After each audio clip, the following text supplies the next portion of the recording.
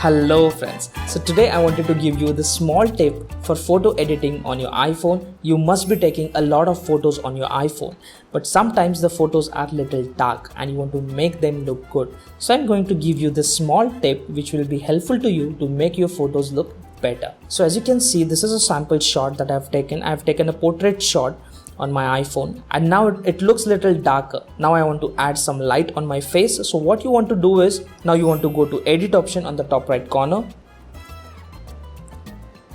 and in portrait effects you want to try this studio light effect. You see the change guys, natural light and studio light. Studio light is much better. It looks little fake, but yeah, that's what you want. You want to make it look better and it looks better. So it is good for sharing on social media. So I use this effect a lot, the studio light. I take photos and I apply this effect studio light, and then I add some color correction to it. I go and put this auto on. Then I go and put the vibrance little higher.